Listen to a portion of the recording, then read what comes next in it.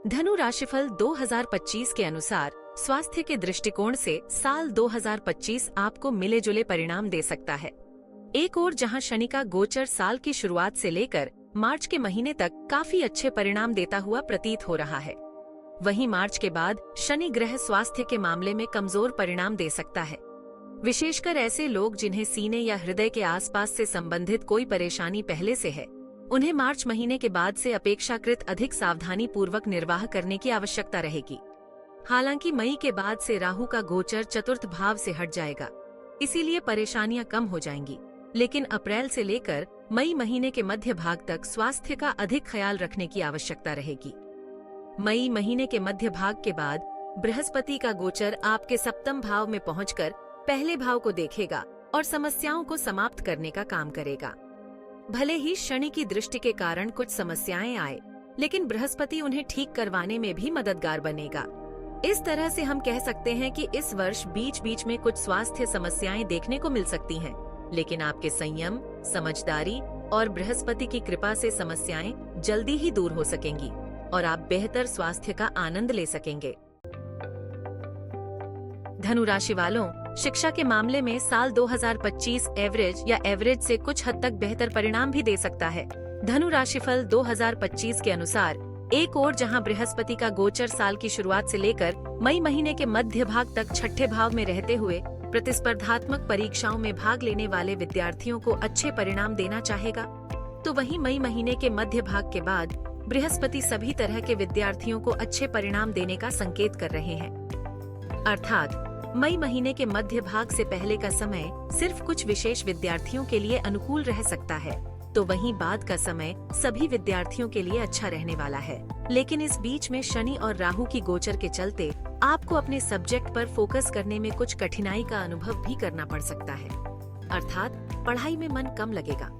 ऐसे में लगातार कोशिश करके अपने सब्जेक्ट पर फोकस करने की, मन लगाने की कोशिश करनी है। यदि आप लगातार ऐसी कोशिश करेंगे तो देर सवेर आप न केवल अपने सब्जेक्ट को अच्छी तरह से जान सकेंगे, समझ सकेंगे, बल्कि उस विषय में आप अच्छा प्रदर्शन भी कर सकेंगे।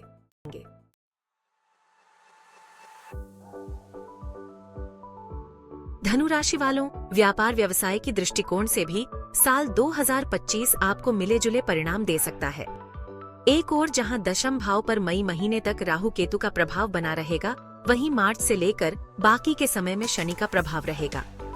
ये दोनों ही स्थितियां कार्यक्षेत्र के दृष्टिकोण से बहुत अच्छी नहीं कही जाएंगी, अर्थात कामों में धीमापन देखने को मिल सकता है।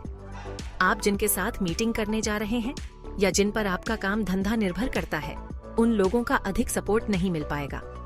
धनु राशिफल 2025 के अनुसार आपकी रुचि भी काम धंधे में कुछ हद तक कम हो सकती है, लेकिन इन सब के बीच सकारात्मक बात यह रहेगी कि मई महीने के मध्य भाग से लेकर साल के बाकी के समय में बृहस्पति का गोचर आपके सप्तम भाव में रहेगा, जो आपके व्यापार व्यवसाय को बढ़ावा देने का काम करेगा। बुध का गोचर भी साल के अधिकांश समय आपका फेवर करता हुआ प्रतीत हो रहा है। इन सभी स्थितियों को मिलाकर हम कह सकते हैं कि इस साल व्यापार व्यवसाय आसान नहीं रहेगा। मेहनत अधिक लग सकती है, कठिनाइयां भी रह सकती है, लेकिन लगातार कोशिश करते हुए आप न केवल अपने लक्ष्य तक पहुंच सकेंगे, बल्कि व्यापार व्यवसाय में तरक्की भी कर सकेंगे और अच्छा मुनाफा भी कमा सकेंगे। फिर से स्पष्ट कर दूं कि यह तमाम उपलब्धियां संभव हैं, लेकिन उनके लिए कठिन श्रम, परिश्रम और अच्छी योजनाओं पर काम करने की आवश्यकता रहेगी।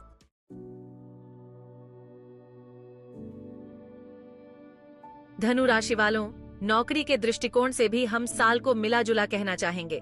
साल की शुरुआत से लेकर मई महीने के मध्य तक देवगुरु बृहस्पति का गोचर आपके छठे भाव में रहेगा, जो नौकरी के लिए कोशिश कर रहे लोगों के लिए मददगार बन सकता है। प्रतिस्पर्धात्मक परीक्षाएं हो या फिर साक्षात्कार, इन मामलों में आपको सफलता मिलेगी और आप नौकरी की प्राप्ति भी कर सकते हैं। लेकिन शायद आप अपनी उपलब्धियां को लेकर पूरी तरह से संतुष्ट न रहें। राहु का गोचर भी मई के महीने तक ऐसा ही संकेत कर रहा है कि आपके मन मस्तिष्क में असंतोष के भाव रह सकते हैं, जो नौकरी को लेकर के भी रह सकते हैं। मई के बाद राहु और बृहस्पति दोनों का गोचर अनुकूल हो रहा है। ऐसी स्थिति में नौकरी में आप और भी अच्छा कर सकेंगे। धनु राशिफल 2025 के अनुसार सभी तरह की नौकरी करने वाले लोग कुछ नया प्रयोग कर सकेंगे, नई जगह की तलाश कर सकेंगे साथ ही साथ प्रमोशन इत्यादि भी प्राप्त कर सकेंगे। हालांकि इसी बीच में मार्च महीने के बाद से शनि के गोचर में हुआ परिवर्तन मन में असंतोष देने का काम कर सकता है। अर्थात उपलब्धियां तो मिलती हुई प्रतीत हो रही हैं, लेकिन उपलब्धियां को लेकर संतुष्टि के भाव नजर नहीं आ रहे हैं। ऐसे में हम कह सकते हैं कि इस वर्ष कुछ कठिनाइयों के बाद आप अपनी नौकरी में अच्छा कर सकेंगे। नौकरी में बदलाव भी संभव रहेगा। साथ ही साथ कुछ लोगों को प्रमोशन भी मिलेगा, लेकिन शायद अपनी उपलब्धियों को लेकर मन में संतोष का वह भाव न रहे जिसकी आपने उम्मीद की थी।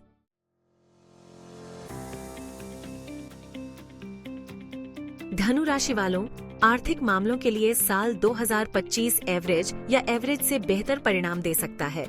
साल की शुरुआत से लेकर मई महीने के मध्य भाग तक धन का कारक बृहस्पति छठे भाव में रहेंगे।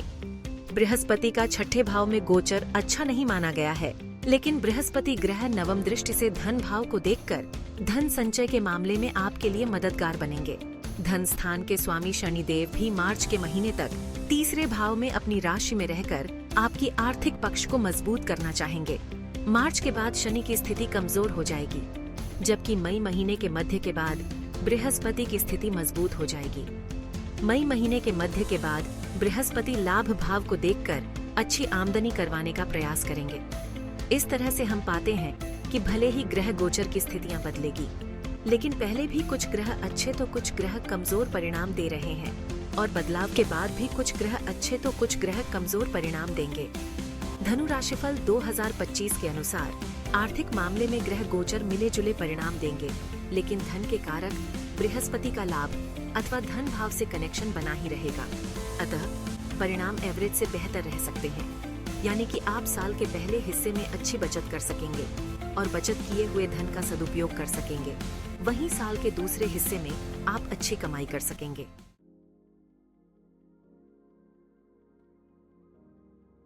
धनु राशि वालों, साल 2025 के पहले हिस्से की बात की जाए तो यह प्रेम संबंध के लिए थोड़ा सा कमजोर रह सकता है, जबकि मई महीने के मध्य के बाद देवगुरु बृहस्पति सप्तम भाव में जाकर आपकी लव लाइफ में अच्छी खासी अनुकूलता देने का काम कर सकते हैं। पंचम भाव के स्वामी मंगल की स्थिति ओवरऑल एवरेज परिणाम देती हुई प्रतीत हो रही है, जबकि शुक्र ग्रह की स्थिति पूरे वर्ष में काफी हद तक अनुकूल परिणाम देने का संकेत कर रही है। इस तरह से हम कह सकते हैं कि सामान्य तौर पर यह वर्ष प्रेम संबंध के लिए अच्छा रहेगा, लेकिन साल का पहला हिस्सा तुलनात्मक रूप से कुछ कमजोर रह सकता है, जबकि साल का दूसरा हिस्सा काफी अच्छे परिणाम देता हुआ प्रतीत हो रहा है। ऐसी स्थिति में साल के पहले भाग में प्रेम संबंधों को लेकर बिल्कुल भी लापरवाह नहीं होना है। छोटे मोटे विवाद होने की स्थिति में भी लव पार्टनर को पूरा समय देना है, उसे मनाने की कोशिश करनी है, न कि विवाद को बढ़ाना है।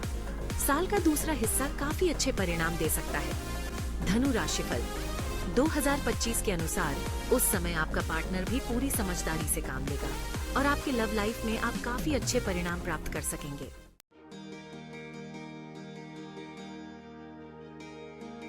धनु राशि वालों, जिनकी उम्र विवाह की हो चुकी है अथवा जो लोग विवाह करने के लिए प्रयास कर रहे हैं, उनके लिए साल का दूसरा हिस्सा काफी अच्छे परिणाम देने का काम कर सकता है। साल के पहले हिस्से में प्रयत्न उतने अच्छे रंग नहीं ला सकेंगे जिससे कि सारी मनोकामनाएं पूरी हो सकें, लेकिन मई महीने के मध्य के बाद देवगुरु बृहस्पति, जो आपके लग्न या राशि के स्वामी भी हैं, आपके सप्तम भाव में गोचर करेंगे और आपके विवाह के रास्ते खोल सकेंगे। अतः साल का दूसरा हिस्सा, विशेषकर मई महीने के मध्य के बाद, विवाह सगाई जैसे मामलों में अच्छी खासी अनुकूलता देखने को मिल सकती है। वैवाहिक संबंधों की बात करें तो इस मामले में भी साल का दूसरा हिस्सा ज्यादा अच्छे परिणाम दे सकता है।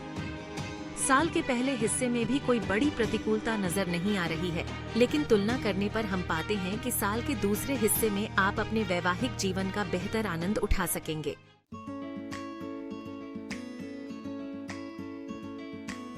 धनु राशि वालों, पारिवारिक मामलों में इस वर्ष आप सामान्य तौर पर अच्छे परिणाम प्राप्त कर सकेंगे। आपके दूसरे भाव का स्वामी शनि ग्रह मार्च के महीने तक काफी अच्छी स्थिति में है, अतः महत्वपूर्ण पारिवारिक निर्णयों को इस बीच में संपन्न कर लेना ज्यादा अच्छा रहेगा। बाद के समय में शनि ग्रह की स्थिति कमजोर हो सकती है, ऐसे में बाद के परिणाम भी कमजोर रह सकते हैं, लेकिन बृहस्पति ग्रह की अनुकूलता लगभग पूरे महीने ही कोई बड़ी समस्या नहीं आने देगी। कहने का तात्पर्य है कि साल सामान्य तौर पर पारिवारिक मामलों के लिए अच्छा है। फिर भी महत्वपूर्ण निर्णयों को साल की शुरुआती हिस्से में संपन्न कर लेना ज्यादा अच्छा रहेगा। धनु राशिफल 2025 के अनुसार गृहस्थ जीवन की बात करें तो इस मामले में भी साल की शुरुआती महीने अर्थात जनवरी से लेकर मार्च तक के महीने ज्यादा अच्छे रहेंगे। बाद के समय में शनि का चतुर्थ भाव में गोचर गृहस्थ जीवन में कुछ परेशानियां दे सकता है। विशेषकर मार्च से मई के बीच में परिणाम अधिक कमजोर रह सकते हैं। बाद के समय में राहु का गोचर चतुर्थ भाव से दूर हो जाएगा, अतः कुछ समस्याएं कम हो सकती हैं, लेकिन शनि की स्थिति इस बात का संकेत कर रही है कि इस पूरे वर्ष ही आपको गृहस्थ संबंधी मामलों में कोई भी लापरवाही नहीं बरतनी है।